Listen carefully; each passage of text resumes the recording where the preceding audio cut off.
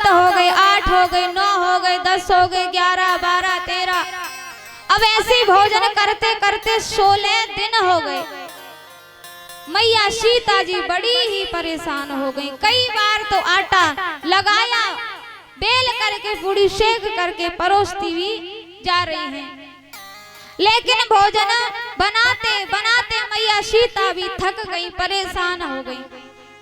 रिद्धि सिद्धि आए, गणेश जी आई, नव निधि आए, मिल करके रिद्धि सिद्धि, गणेश जी, नव निधि, मैया सीता जी सब मिल करके भोजन बनाने लगी हैं।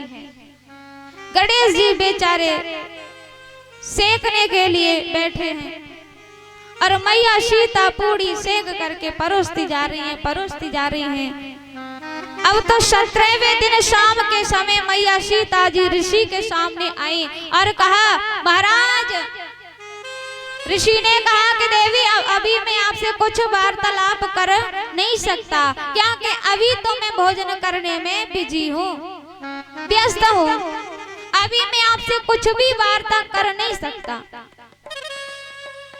मैया ने कहा कि महाराज मैं आपसे वार्तालाप करने नहीं आई। बोले तो? कहा कि मैं तो सिर्फ इतना बोलने आई हूँ कि जब आधा भोजन हो जाए तो जलपान कर लेना चाहिए। ऋषि ने कहा कि जब आधा भोजन होगा तो हम जलपान स्वयं ही कर लेंगे, आधा तो हो जाए। मैया सीता ने कहा कि 16 दिन हो गए भोजन करते करते और अभी तो कह रहे हैं कि आधा हो जाए तब पानी पी लेंगे। अभी तो आधा ही भोजन नहीं हुआ तो पूरा कब होगा? भोजन करने को लगे हैं। मैया सीता जी परेशान हो गई। गणेश जी रिद्धि सिद्धि नव निधि भोजन बना करके सभी महाराज थक गए, परेशान हो गए। अब भोजन करते करते 17 दिन हो गए। मैया सीता जी बड़ी ही परेशान भगवान श्री राम के पास आई और आकर के कहा कि आज के बाद ऐसा संत हमारे यहाँ कभी नहीं आना चाहिए। भगवान ने कहा, देवी जी क्या बात है, आप ही तो कह रही थी कि हमारी तो इच्छा है, श्रद्धा है कि कोई ऐसा संत आए वो पेट भर के भोजन करे। अब क्या हुआ, कराओ ना भोजन। अरे आप ही तो बोलती थी कि हमारे पास संत आते हैं, महात्मा आते हैं, लेकिन थोड़ा सा पाते हैं और पा करके खड़े होके चले जाते हैं। अब क्या हुआ, कराओ भोजन। मैया ने कहा कि स्वामी श्रद्धा की भी हद होती है, लेकिन ऋषि ने तो श्रद्धा की टांग तोड़ के ही रख दी है, बताओ। अरे भोजन करते करते 17 दिन हो गए हैं। श्रद्धा भी होती है लेकिन इतनी श्रद्धा नहीं होती। अब तो 18वें दिन हो गए। ऋषि को भोजन करते करते 18 दिन हो गए। अब शाम के समय भगवान श्री राम आए और इशारे से कहा कि बस बहुत हुआ, अब तो आप अपना भोजन करना बंद कर दो। तब 18वें दिन ऋषि को डकार आई, तब कहा, देवी जल लेकर के आओ। मैया ने कहा कि महाराज आपका भोजन तो 18वें दिन पूर्ण हुआ है, जल कितने पूर्ण हो पाएगा, हमारे पास फिलहाल में जल की कोई आवश्यकता नहीं है महाराज।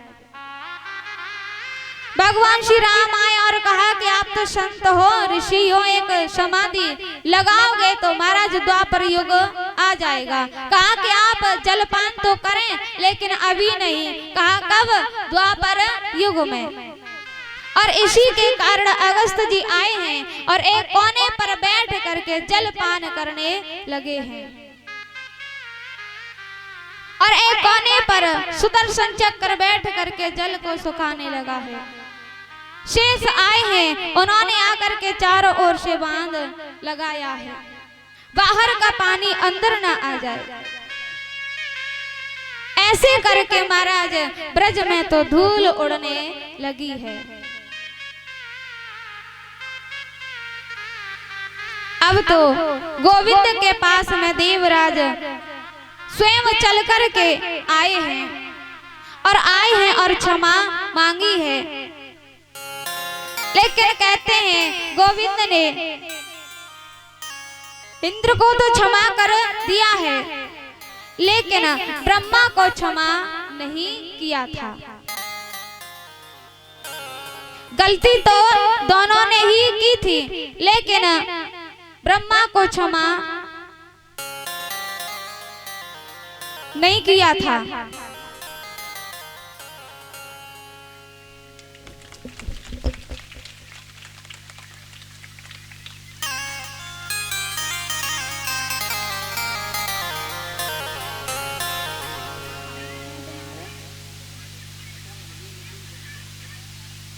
श्रीमान लटूरी शर्मा और ये भी माला से हमारा स्वागत सम्मान ये करते हैं।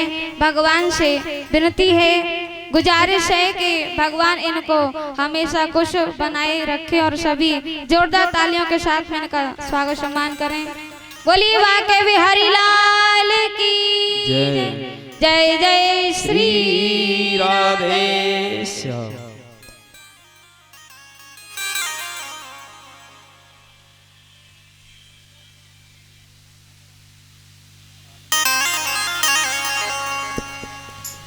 बोले गोविंद भगवान की जय।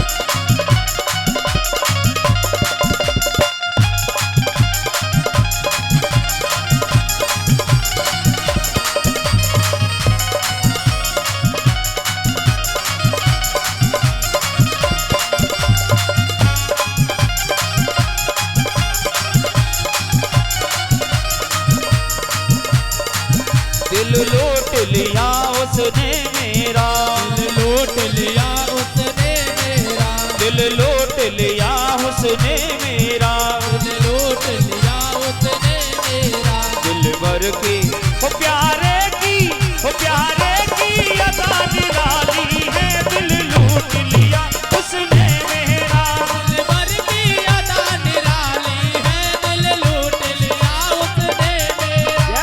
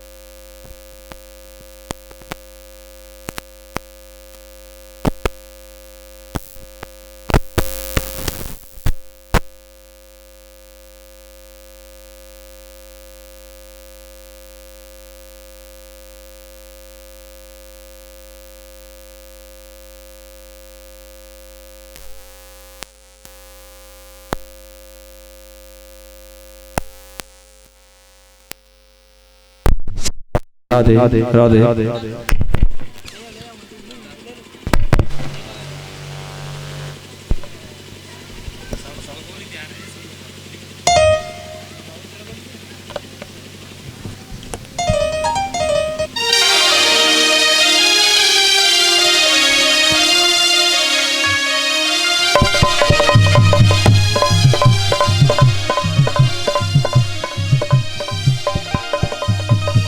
दिन रात तड़पता रहता हूँ घनश्याम तुम्हारी यादों में। दिन रात तड़पता रहता हूँ सुंदर तेरी इन यादों में। दिन रात तड़पता रहता हूँ घनश्याम तुम्हारी यादों में। दिन रात तड़पता रहता हूँ घनश्याम तुम्हारी यादों में।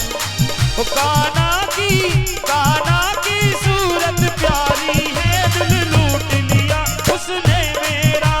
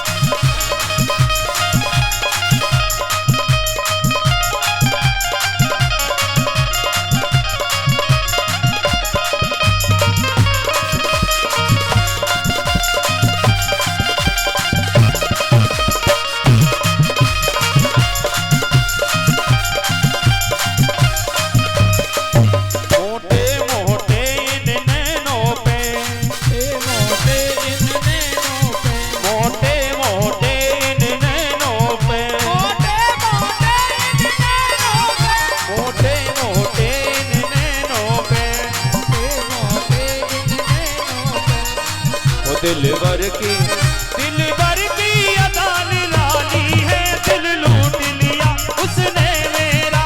दिलबर की अदा निराली है, दिल लूट लिया उसने मेरा। जय हो।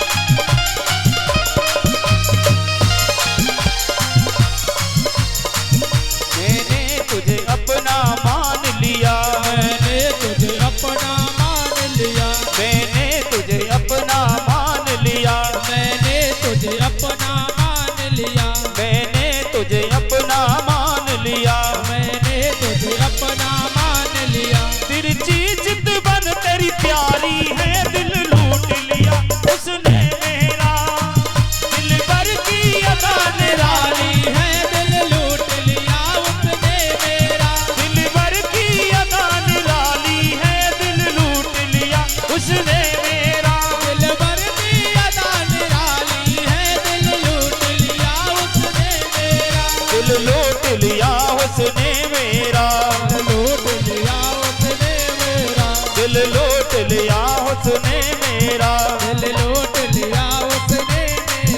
दिलबर की अदा निराली है, दिल लूट लिया उसने मेरा। दिलबर की अदा निराली है, दिल लूट लिया उसने मेरा। दिलबर की अदा निराली है, दिल लूट लिया उसने मेरा।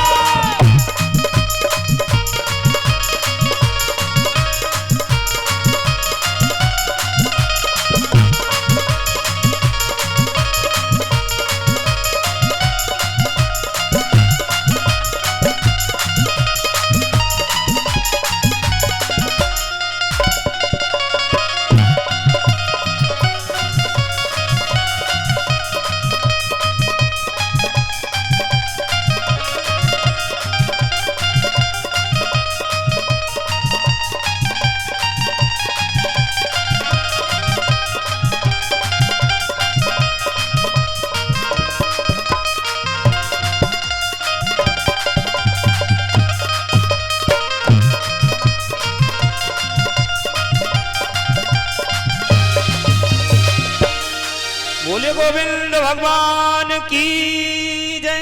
जय जय श्री राधे श्याम।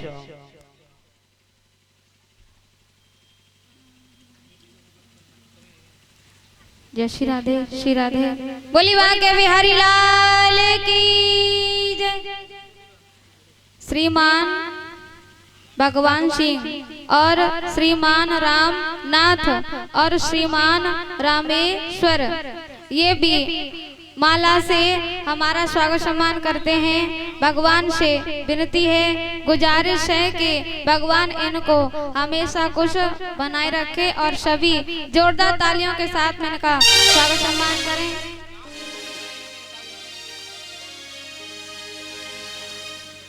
ये तीनों गांव सड़कौली से हैं, जिनके गांव में कथा हुई थी, बहुत अच्छी कथा हुई थी और सभी जोरदार तालियों के साथ में इनका स्वागत सम्मान करें। बोली बांके बिहारी लाल की जय। जय जय श्री राधे श्याम। जय श्री राधे।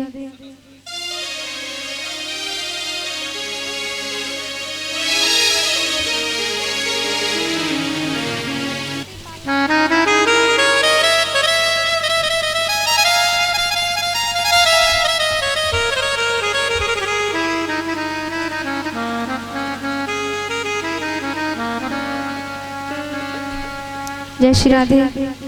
बोली बांके बिहारी लाल की जय। जय जय श्री राधे श्याम। गोविंद ने गिरिराज को उठाया और सबकी रक्षा की। रक्षा करने के बाद में पर्वत को उसी स्थान पर विराजमान कर दिया था। अब तो उसके बाद में श्री सुखदेव जी कहते हैं कि हे राजन परीक्षित, यानी कि गोविंद ने शरद पूर्णिमा की रात्रि को मुरली का निनाद किया, मुरली को बजाया और 84 कोष के ब्रज मंडल में मुरली की ध्वनि को गोपियों ने सुना और सुनकर के दौड़ पड़ी हैं गोविंद के पास। यानी कि शरद पूर्णिमा की रात्रि यमुना के किनारे आकर के गोविंद ने मुरली को बजाया है। 84 कोष के ब्रज मंडल की जितनी भी गोपियां थीं, जिन्होंने भी मुरली की आवाज को सुना, सुनकर के दौड़ पड़ी हैं गोविंद के पास, मोहन के पास, माधव की ओर दौड़ते हुए जा रही हैं। अब एक गोपी थी और अपने घर के अंदर बैठ कर के आंखों में काजल लगाने लगी थी, लेकिन उसने जैसे ही मुरली की ध्वनि को सुना और सुनकर के खड़ी हो गई और दौड़ पड़ी है गोविंद से मिलने, गोविंद के पास। और बेचारी एक गोपी तो थी, लहंगा को पहनने लगी थी, लेकिन उसने जैसे ही मुरली की ध्वनि को सुना और सुनकर के खड़ी हो गई, दौड़ पड़ी है मोहन के पास, गोविंद के पास। और एक और गोपी थी, उसके पति भोजन करने बैठे थे और पति ने कहा कि देवी दाल में नमक थोड़ा कम है, दे दो। पति ने तो मांगा नमक और शक्कर डाल करके दौड़ पड़ी गोविंद के पास, गोविंद से मिलने के लिए।